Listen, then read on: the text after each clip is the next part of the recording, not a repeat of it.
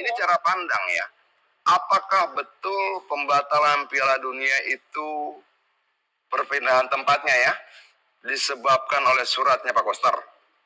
Apa betul disebabkan oleh pernyataannya Pak Ganjar? Apakah pernyataan dan surat itu mampu kemudian menggeser jadwal Piala Dunia dan tempat Piala Dunia? Oke, kita lihat FIFA itu siapa?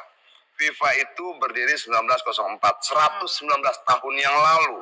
Di dalamnya ada 208 sampai 211 negara. Oke, lalu 208 sampai 211 negara ini mundur hanya karena pernyataan Pak Ganjar dan surat Pak Koster? Sehebat itu. Kalau benar itu, dahsyat betul lah kekuatan Pak Koster sama Pak Ganjar. Nggak perlu demo berjilid-jilid, nggak perlu ada ancaman boikot, nggak perlu ada segala macam. Cuma memberikan pertimbangan historis dan ideologi saja. 211 negara ini bersama-sama memindahkan tempat Piala Dunia. Apakah seperti itu ceritanya?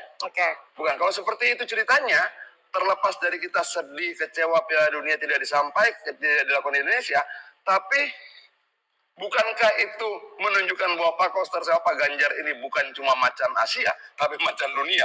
Dunia saya takut gitu loh. Kalau benar itu penyebabnya. Kalau menurut saya jangan-jangan ada sebab lain. Ada sebab lain yang tidak disampaikan oleh FIFA. Karena kalau memang perpindahan tempat itu dikarenakan surat dan pernyataan tersebut, maka FIFA seolah-olah punya kekhawatiran luar biasa terhadap dua orang ini. Gitu loh.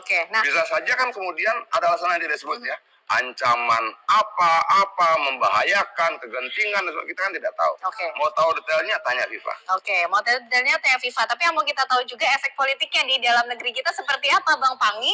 Karena ada nampaknya di perbedaan, tadi juga disampaikan oleh Bang Adi Napitupulu, Pak Presiden Jokowi dengan kader-kader PDI.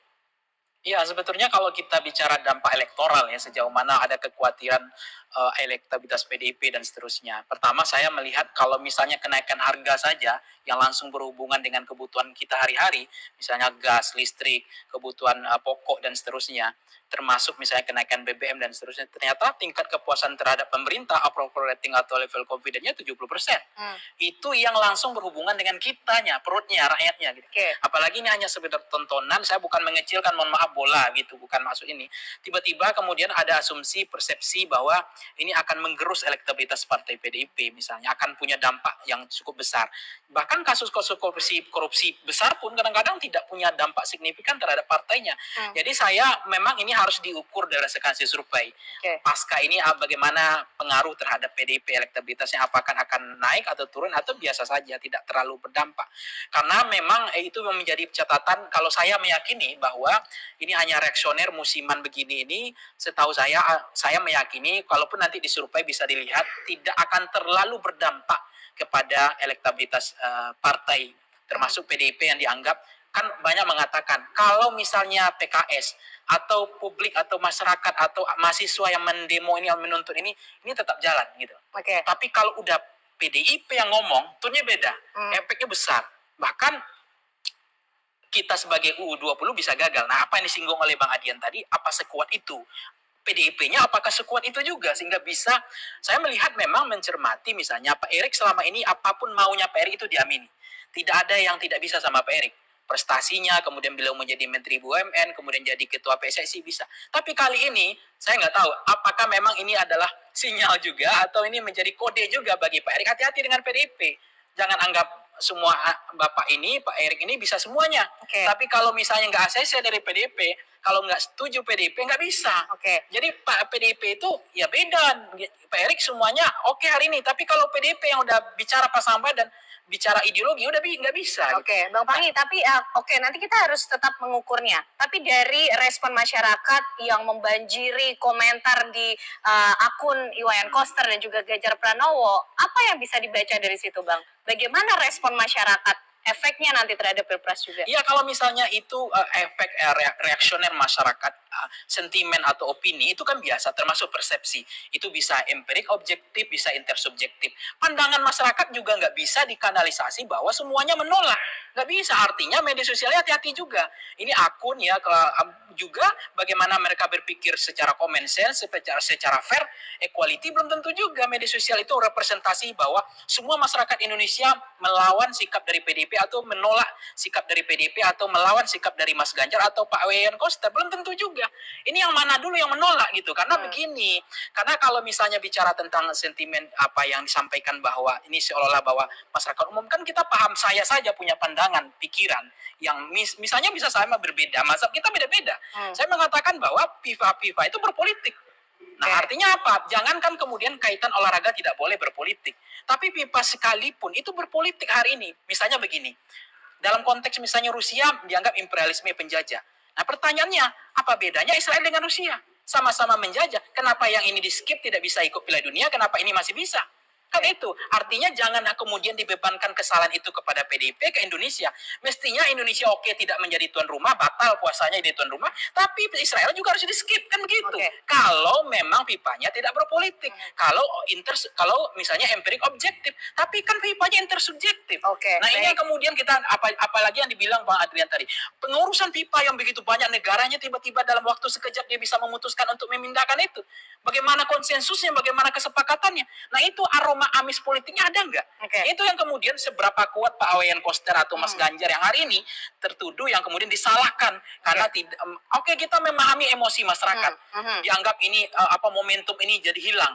Jadi kebanggaan kita sentimen marah masyarakat. Kita memahami itu, bukan kita nggak marah, tapi hati-hati juga mencermati apa yang dilakukan FIFA hari ini. Nah, dengan sikap dari kader PDI, Bang Adian, Pak Wayan Koster dan juga Ganjar Pranowo, yang kemudian apakah ini yang menjadi pertimbangan FIFA juga untuk mengambil sikap tersebut akhirnya membatalkan Piala Dunia U20? Pesan apa sebenarnya yang ingin disampaikan oleh PDI? Karena ada yang bilang, Bang, ini untuk menarik simpatik dari umat Muslim nanti dalam Pilpres 2024.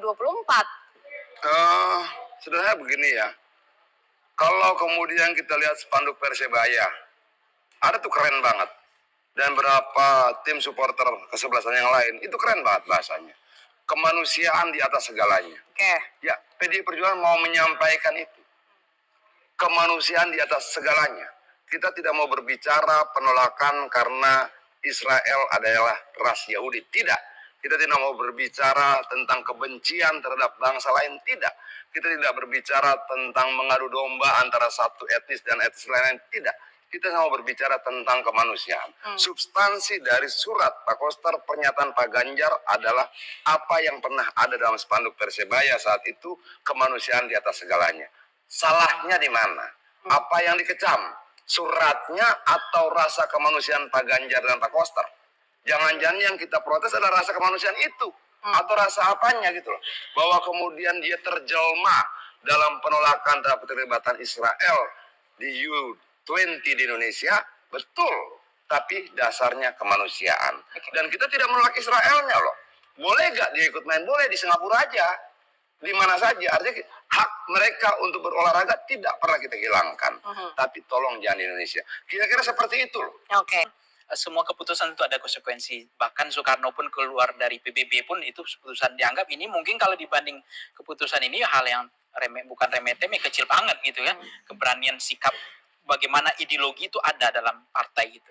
Nah, jadi saya mencermati justru adalah soal ideologi PDIP hari ini. Memang kalau kita bicara tentang calon presiden kita hari ini atau tokoh-tokoh yang bertarung, itu kan lebih banyak kepada populisme, figur, modal elektabilitas. Kan itu yang selalu ditanyakan. Kan jarang menanya mana ideologinya.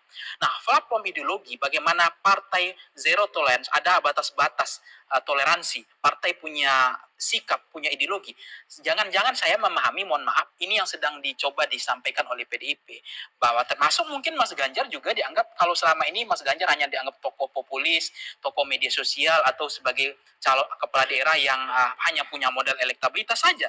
Tapi mana ideologinya? Paling tidak nanti Mas Ganjar dalam kampanye kan bisa juga menjelaskan bahwa saya punya ideologi. Saya ada sikap, saya tidak sebagai orang yang reaksioner, hanya musiman dan sentimen-sentimen saja. Salah satu contoh adalah ideologi PDIP, mohon maaf Pak Adian ya, penolakan pemilu ditunda atau perpanjangan presiden 3 periode itu ideologi sebetulnya. Kalau, mohon maaf saya sering kali menyampaikan ini, kalau nggak ada PDIP, kalau nggak ada penjaga gawang demokrasi kita, PDIP sebagai gatekeeper, bisa saja Pak Jokowi bukan 3 periode, mungkin seumur hidup. Karena pengusungnya adalah PDIP. Tapi bagi Ibu Mega, karena ini adalah ideologi, ini adalah sikap partai, bahwa Pak Jokowi memang hebat. Tingkat kepuasannya, approval ratingnya, level confidence-nya 70% is okay. Dianggap presiden terbaik, silakan.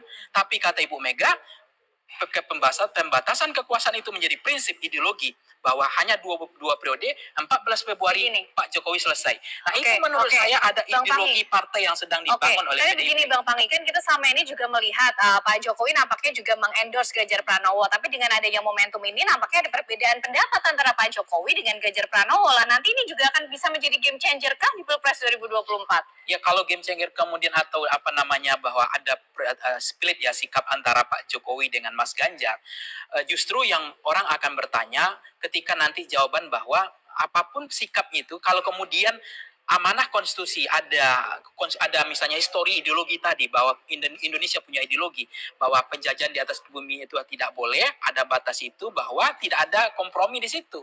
Nah, pengkhianat konstitusi itu justru kemudian kalau Pak Jokowi itu juga akan berhati-hati, takut tergelincir juga kan, karena pengusung Pak Jokowi adalah PDIP.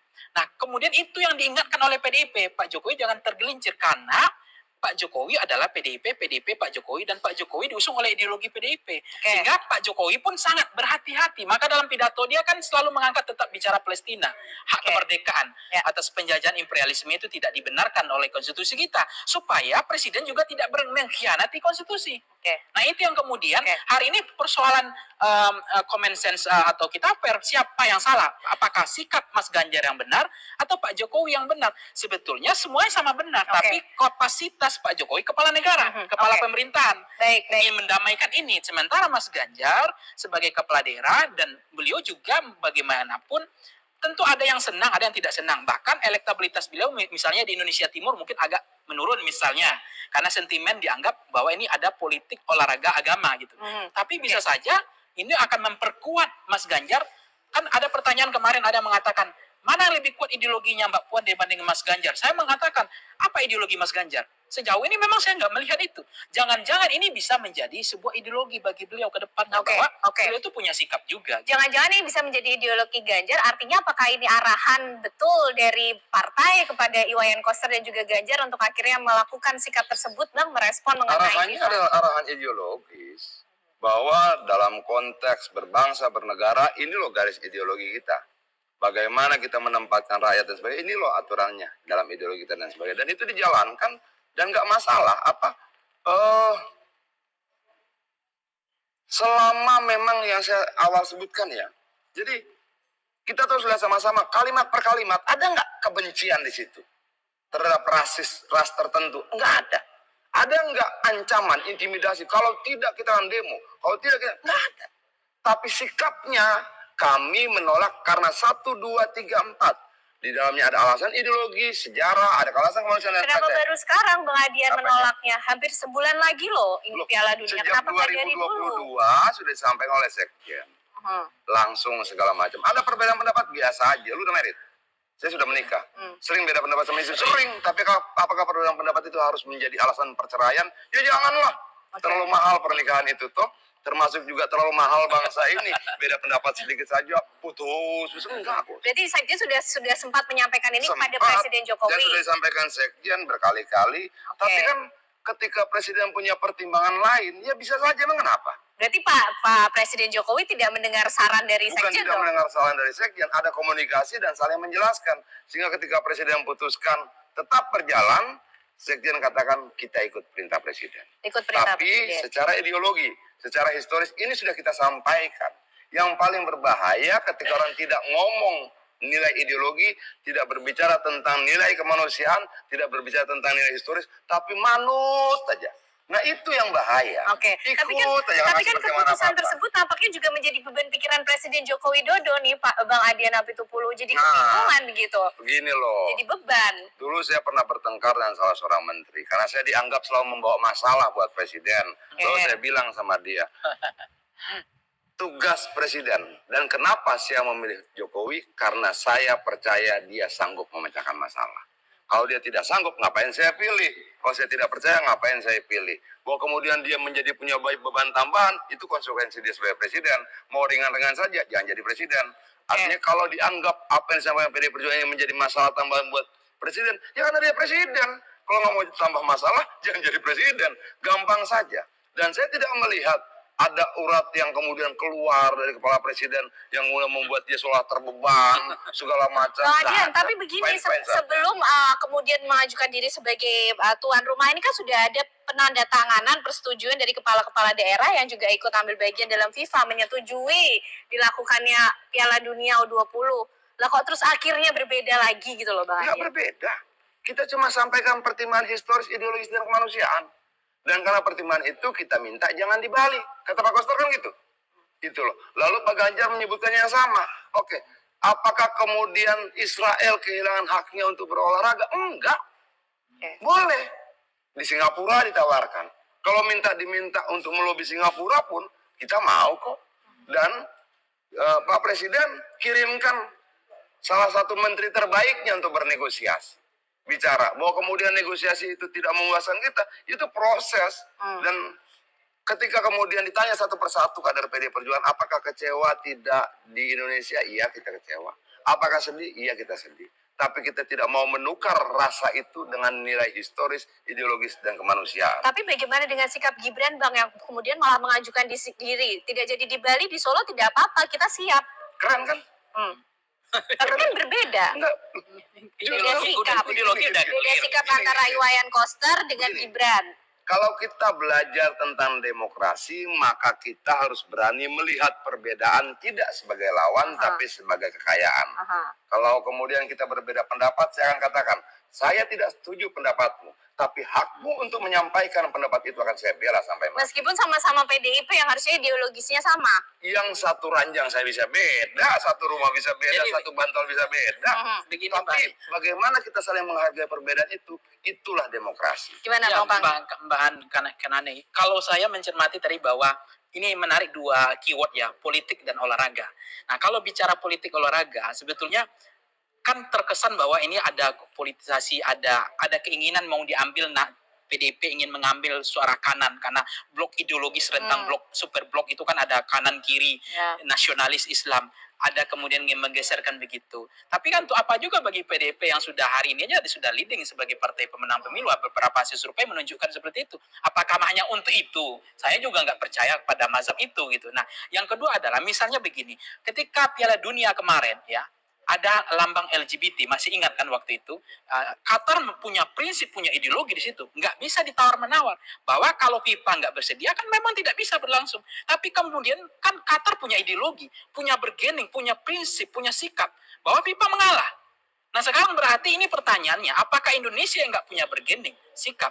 Atau memang kemampuan kita melobi di FIFA nggak kuat? Atau memang terlalu kuat DNA politiknya di FIFA itu untuk kemudian ini digoreng untuk menggiring seolah-olah underdog effect, terzolimi. Nah seolah FIFA yang merasa menang, kemudian masyarakat dia rasa dizolimi dan PDIP dan partai-partai lain merasa dizolimi juga. Jadi ini yang kemudian menarik bagi saya, sebenarnya politik dan olahraga ini bukan kali ini saja.